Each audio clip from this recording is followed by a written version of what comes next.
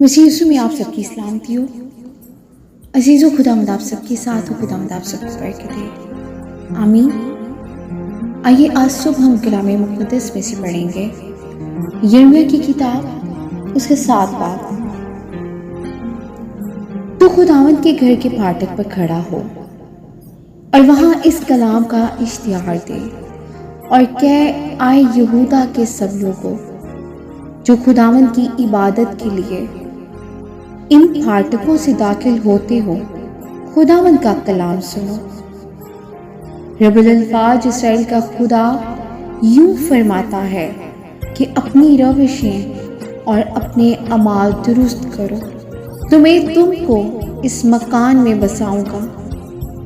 جھوٹی باتوں پر بھروسہ نہ کرو اور یوں نہ کہتے جاؤ کہ یہ ہے خداوند کی ہیکل، خداوند کی ہیکل، خداوند کی ہیکل، کیونکہ اگر تم اپنی روشیں اور اپنے اعمال سراسر درست کرو، اگر ہر آدمی اور اس کے ہمسایہ میں پورا انصاف کرو، اگر پردیسی اور یتیم اور بیوہ پر ظلم نہ کرو، اور اس مکان میں بے گناہ کا خون نہ بہاؤ، اور غیر معبودوں کی پیروی جس میں تمہارا نقصان ہے نہ کرو، تو میں تم کو اس مکان میں اور اس ملک میں بساؤں گا جو میں نے تمہارے باپ دادا کو قدیم سے ہمیشہ کے لیے دیا۔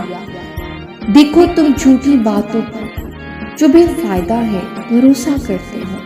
کیا تم چوری کرو گے، خون کرو گے، زناکاری کرو گے، جھوٹی قسم کھاؤ گے اور بیل کے لیے باکھور جلاؤ گے، اور غیر معبودوں کی جن کو تم نہیں جانتے تھے پیروی کرو گے، اور میرے حضور اس گھر میں جو میرے نام سے کہلاتا ہے آ کر کھڑے ہوگے اور کہو گے کہ ہم نے خلاصی پائی، تاکہ یہ سب نفرتی کام کرو۔